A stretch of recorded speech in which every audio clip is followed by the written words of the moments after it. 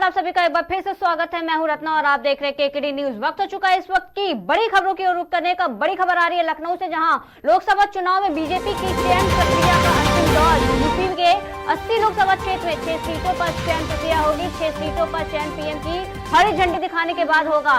हेमा मालिनी, संतोष गंगवार की सीट पर पीएम फैसला करेंगे। मेनका गांधी, जनरल वीके सिंह की सीट पर पीएम।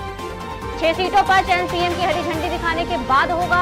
यूपी के 80 लोकसभा क्षेत्र में 6 सीटों पर चयन प्रक्रिया होगी। लोकसभा चुनाव के मद्देनजर बीजेपी की यूपी में सीट जीतने का दावा जो था वो शुरू हो गया है।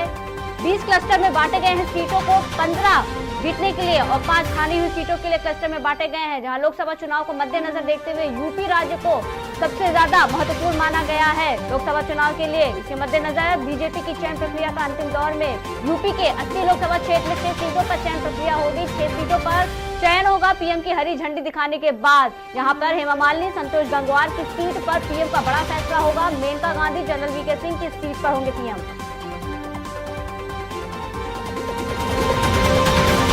ये बड़ी खबर रायबरेली से आ रही है, जहाँ यूपी सरकार आज पेश करेगी बजट को लेकर लोगों को है काफी उम्मीदें। आवारा गौवंशों को लेकर बजट में होगा कुछ खास। किसान खाद्य के दामों में भी हो सकती है गिरावट। किसान व्यापारियों के हित में होगा बजट व्यापारी। उत्तर प्रदेश सरकार योगी आदित्यनाथ अपना 8वां बजट पेश करेगी। वित्त मंत्री सुरेश खन्ना अपना 8वां बजट पेश करेंगे। यूपी सरकार करेगी बजट पेश। लोगों को है इससे काफी उम्मीदें। आवारा गौवंशों को लेकर के बजट में खास होने की संभावनाएं। वहीं किसान खाद्य के दामों में भी हो सकती है गिरावट। किसान व्यापारियों के हित में हो सकता है बजट।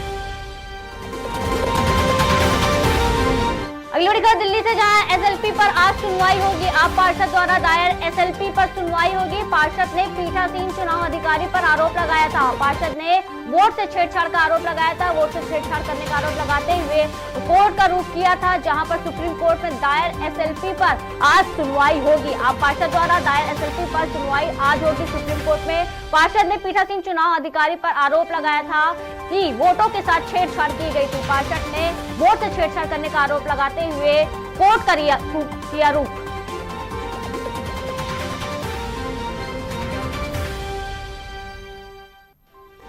आगे बड़ी खबर झारखंड से, जहां झारखंड में चंपई सोरेन सरकार का आज प्रोटेस्ट विधानसभा में होगा।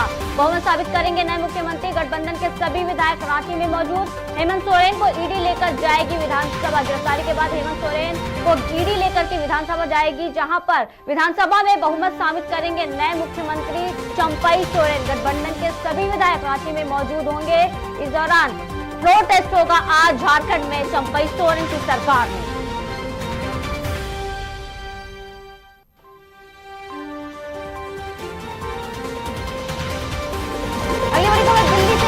कांग्रेस सांसद राहुल गांधी का बयान, देश को सच बताने के लिए हमें सत्याग्रह करना होगा। राहुल गांधी ने दिया बयान कि देश को सच बताने के लिए हमें सत्याग्रह करना होगा। कहा, कल मैंने अपना माइक ट्रेड यूनियन के अपने भाई को दिया। आप इन्हीं से गरीब श्रमिकों की पीड़ा सुनिए। राहुल गांधी ने मोदी सरकार ने कॉन्ट्रैक्ट पर रखे जाने को बढ़ावा दिया है। उन्होंने कहा कि मोदी सरकार ने कॉन्ट्रैक्ट पर रखे जाने का बढ़ावा दिया। कहा कि देश की सच्चाई लाने के लिए सत्याग्रह करना होगा। कहा कि कल मैंने अपना माइक ट्रेड यूनियन के अपने भाई को दिया था। आप इन्हीं से गरीब श्रमिकों की पीड़ा को जरा सुनिए।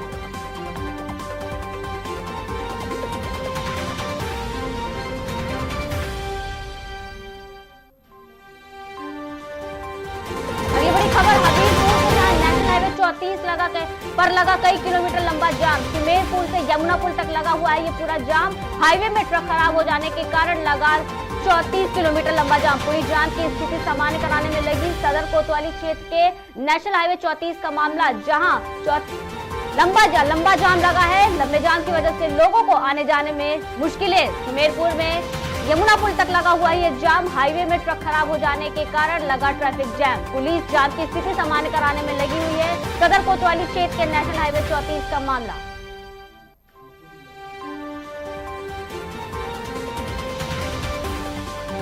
आगे बड़ी खबर लखनऊ से, जहां बलिया से अजय राय गठबंधन के प्रत्याशी हो सकते हैं।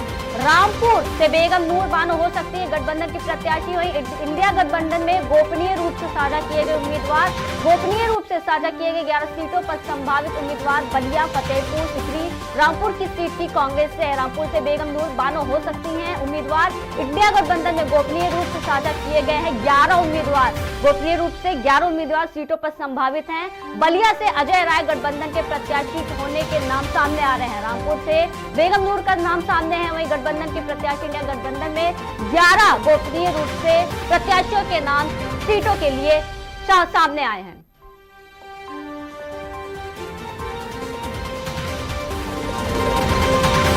अगली बड़ी खबर है, जहां धामी कैबिनेट ने यूसीसी को कैबिनेट से मंजूरी दे दी है। सरकार अब विधानसभा के पटल पर बिल को लाने जा रही है। आज यूसीसी विधेयक को मंजूरी देने के लिए बुलाया गया है।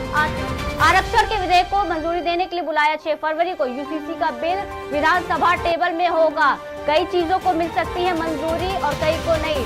3 ट्राइबल्स को शायद मंजूरी ना मिले। धामी कैबिनेट की सरकार में धामी कैबिनेट ने यूसीसी को कैबिनेट से मंजूरी दी है। सरकार अब विधानसभा के पटल पर बिल को ले जाने के लिए आज यूसीसी विधेयक को मंजूरी देने के लिए बुलाया गया है। आरक्षण के विधेयक को मंजूरी देने के लिए बुलाया गया 6 फरवरी को यूसीसी का बिल विधानसभा में टेबल पर होगा।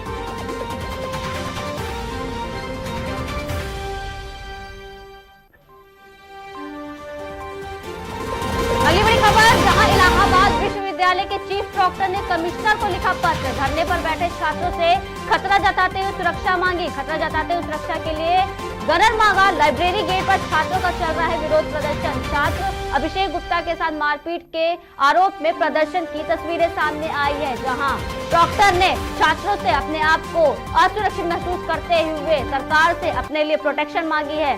गनर की डिमांड की गई है। इलाहाबाद विश्वविद्यालय के चीफ प्रॉक्टर ने कमिश्नर को पत्र लिखते हुए धरने पर बैठे छात्रों से खुद की सुरक्षा के लिए मांगा प्रोटेक्शन। कहा खतरा है और गनर की डिमांड की गई है। विरोध प्रदर्शन कर रहे छात्र अभिषेक गुप्ता के साथ मारपीट की गई।